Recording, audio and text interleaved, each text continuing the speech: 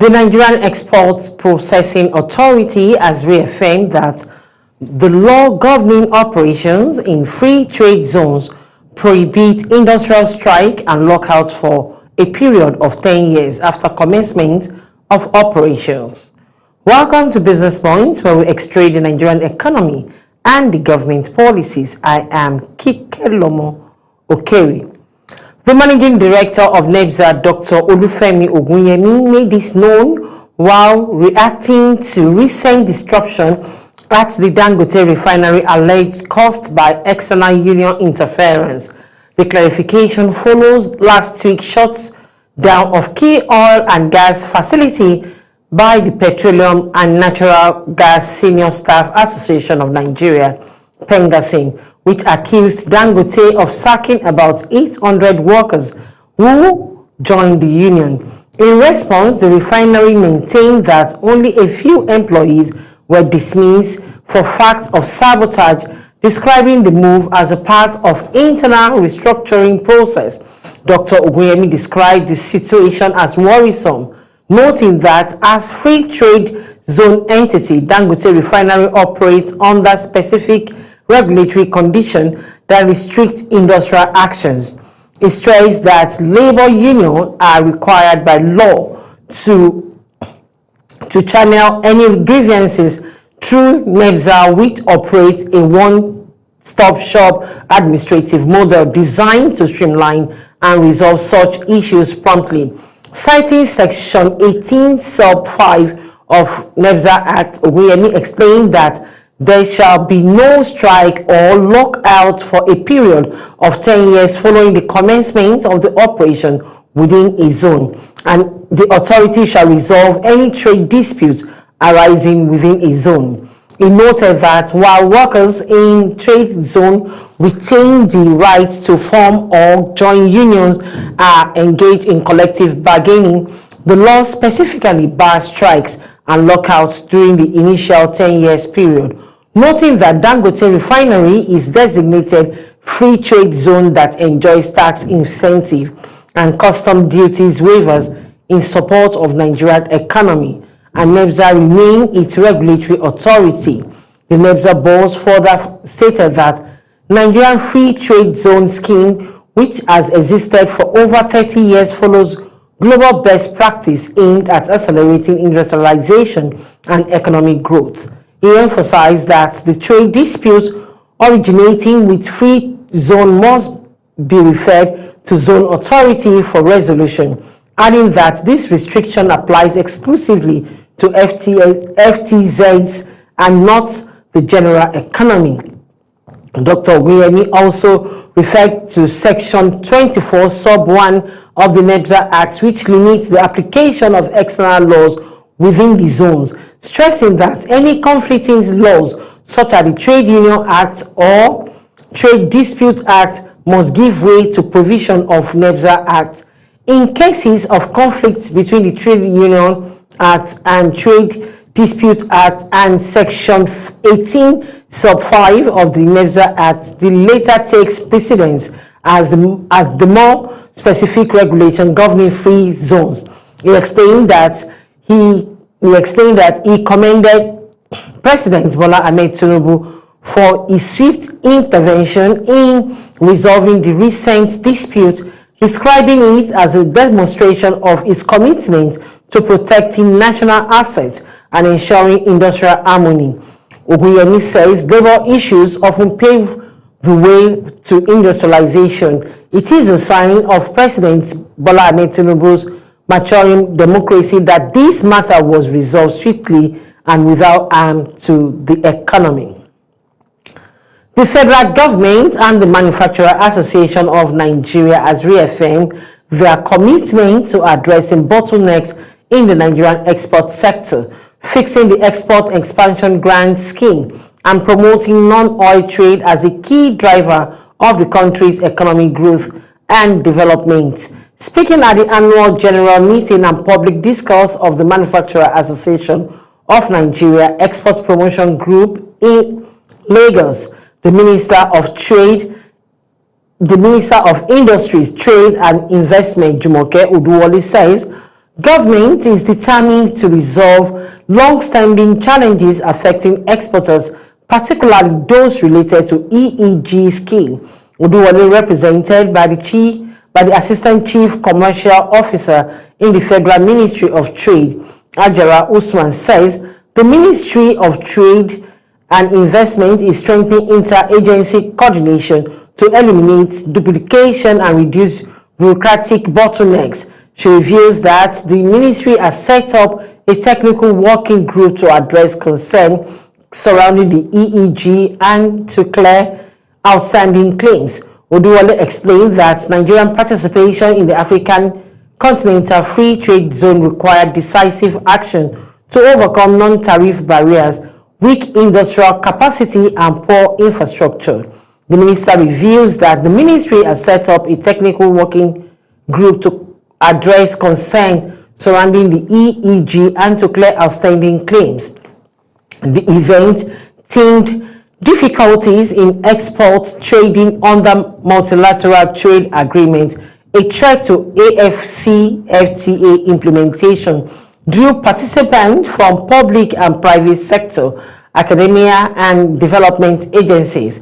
Stakeholders agreed that collaborative reform, particularly on the EEG, infrastructure development and trade facilitation, will be critical to positioning Nigeria as a regional export leader under the AfCFTA framework. The Director General of the Manufacturers Association of Nigeria, Segun Ajayi Kadri, says export growth was crucial to sustaining ongoing economic reform and restoring industrial competitiveness. Ajayi stressed that encouraging local investors is essential to industrial recovery. The Managing Director and Chief Executive Officer of the Nigerian Deposit Insurance Corporation, Thompson Sunday, has called for stronger collaboration and cooperation and the Chartered Institute of Bankers of Nigeria to address emerging risk in the banking sector. According to the statement from the corporation, the managing director made the call during a courtesy visit by the president and chairman of the council of the CIBN, Professor Pius Olanrewaju, and his executive team to the NDIC headquarters in Abuja. Both institutions agreed to strengthen cooperation in areas such as digital banking, cybersecurity, fraud prevention, and risk management. The NDIC chief executive stressed the regulators and operators must work together to build a more resilient financial ecosystem capable of adapting to technological innovation. He also commended the CIBN for its contribution to professionalism development in the banking sector and urged the institution to collaborate more closely with regulators to develop innovative failure resolution strategies. Professor Olanrewaju applauded the NDIC's review of deposit insurance coverage, faster depositors reimbursements using technology, and commencement of liquidation dividend payments within 1 year of Heritage Bank closure. He added that this initiative has strengthened depositors and investors' confidence in the banking system. Olanrewaju also lauded the NDIC active role on the CIBN Governing Council, saying its participation has enhanced oversight, policy direction, and ethical leadership. The Nigerian Extractive Industry Transparency Initiative has revealed that oil companies and some government agencies owe the federal government about 1.5 trillion naira in unremitted oil and gas revenue. NAETI Executive Secretary Dr. Oji Ogbonaya disclosed this at the 2025 NAIC Energy Conference in Lagos, noting that the debt was reviewed in the agency's 2021-2022 oil and gas industry report. According to OG, while Nigeria earned $23.04 billion in 2021 and $23.05 billion in 2022 from the oil and gas sector. Several entities failed to remit revenue due to the Federation. It says this fund, if recovered, could significantly support energy infrastructure, education, and healthcare across the country. Orji explained that the findings highlight the economic impact of weak accountability and poor governance in the oil and gas sector, which continued to drain national revenues. It further reveals that Nigeria lost 13.5 million barrels of crude oil valued at $3.3 billion in 2022 alone due to theft and sabotage, an amount equivalent to national annual health budget. The NEITI board stressed that transparency and accountability are crucial to Nigeria Energy's future, emphasizing that the nation's progress depends on how prudently its natural resources are managed. It described transparency as an economic necessity, not a mere administrative procedure, noting that data builds trust and trust drives investment. Orji also highlighted NEITI's revolution from an audit institution to a governance reform agency, pointing to several reforms including regular audit of the oil and gas and solid mineral sector, development of the Nigerian beneficial ownership register covering over 4,800 extractive assets, and the launch of NEITI Data Center, as well as introduction of the Just Energy Transition and Climate Accountability Framework. It reaffirmed NEITI's commitment to ensuring that every kobo earned from the Nigeria's natural resources contributes directly to national development. All right, let's take a quick short break now. We'll be right back. Don't go away. Stay with us.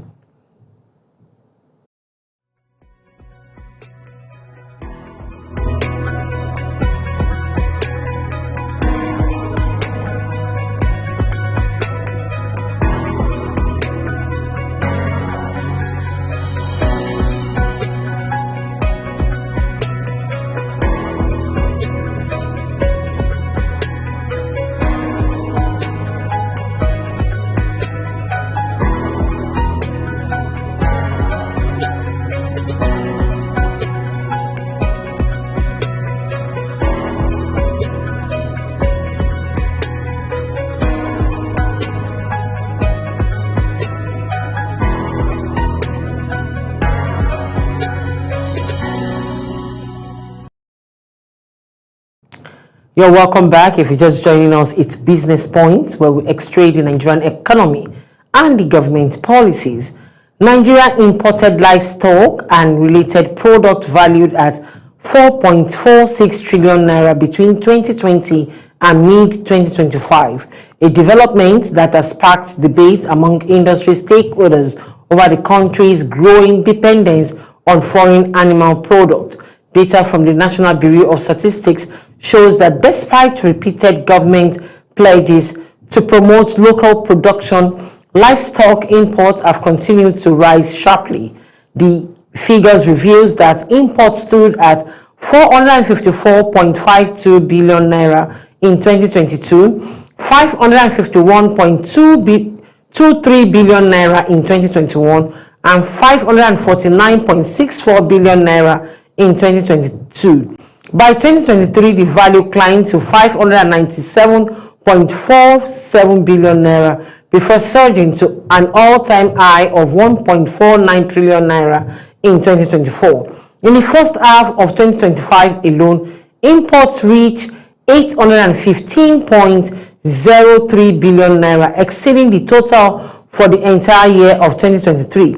Year on year, the half year of 2025 figures represent a 31.27% increase over the 620.86 billion naira recorded in the same period of 2024.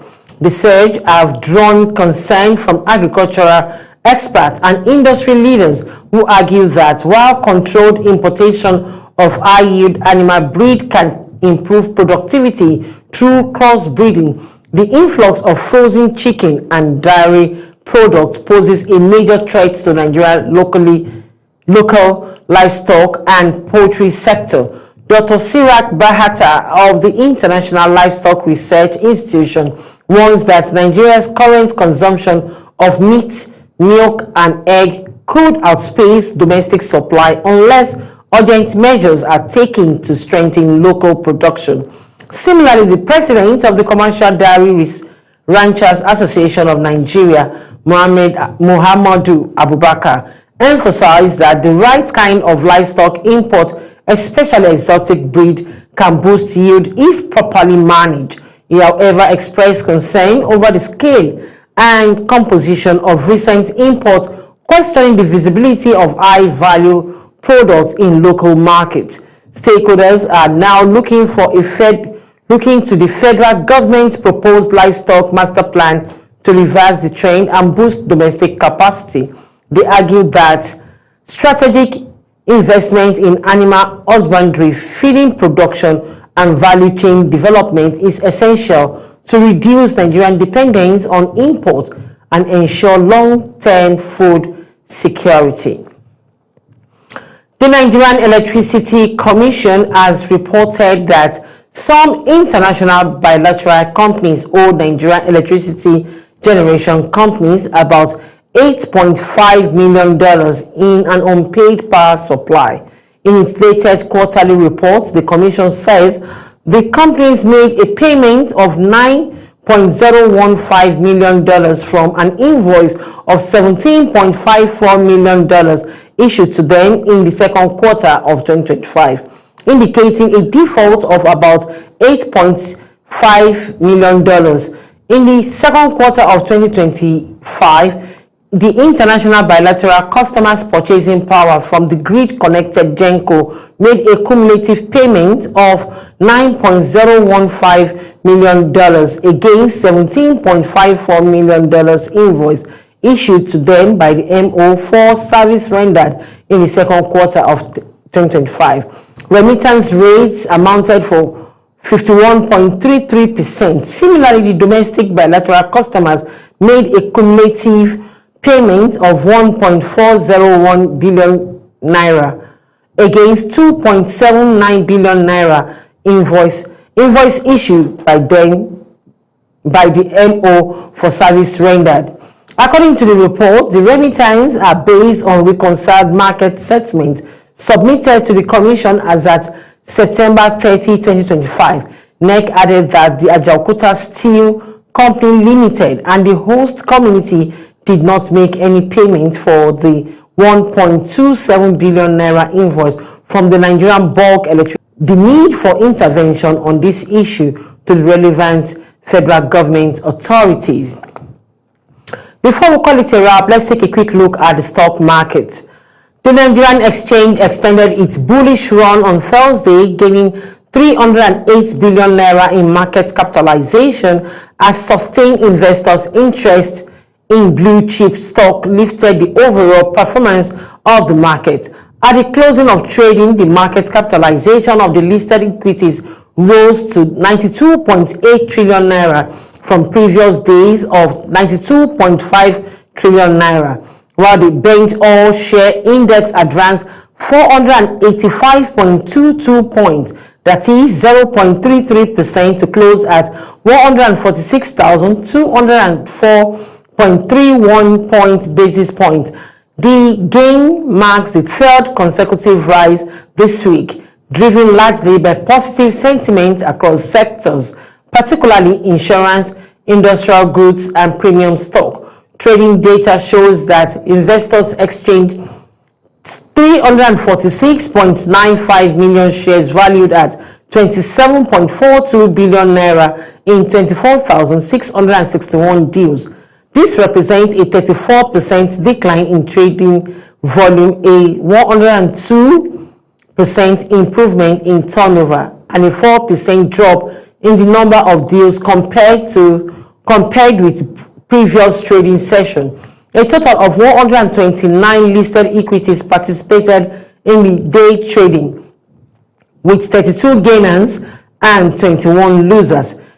Unicel Interlinked led the gain the gainers chart with 10% appreciation to close at 44 naira per share, followed by Carrington Offshore Support Group, which also gained 10% to close at 6.93 naira per share. Sunu Assurance Nigeria rose to 9.9% to 5.77 naira, while industrial and medical gases appreciated 9.1% to 35.95 naira per share. On the losing side, FTN Cocoa Processor recorded the highest decline, shedding 6.67% to close at 5.60 naira per share. Tantalizer lost 3.35% to 1.44 naira. Fidelity Bank dropped to 2.38% to 11.45 naira, while PZ Cousin Nigerian depreciated by 2.18% to 22.50 naira per share. Fidelity Bank recorded the highest volume of traded share at 42 million units, followed by Dangote Cement with 20.9 million shares, Sterling Bank with 19.8 million shares, and Jais Bank with 19.5 million shares across the indices market performance, which was largely positive. The industry index advanced 0.67%, the insurance index gained 0.64%, the premium index rose to 0.57%, the consumer goods index added 0.43%, and the banking index improved by 0.26%. Week on week, the all-share index has gained 2.26%, while a 4-week basis, it has appreciated by 4.16%, bringing its year-to-date gain to 42.05%. Market analysts attributed the sustained rally to renewed investors' confidence, improved corporate earnings, and steady demand for high-value stock, particularly in the industry and insurance sector. The Nigerian exchange maintained its bullish momentum on Wednesday as the renewed investors' confidence pushed the market capitalization higher by 459 billion naira, driven by sustained interest in the banking and oil stocks. All right, this is where we draw the curtain on Business Point today. Join me again on Monday on Global Television, channel 365 on DSTV and 276 on Star Times. To stay connected, kindly follow us on all our social media platforms at Global TV NG. Till I come your way again, I am Kike Lomo Okeri. I celebrate you all.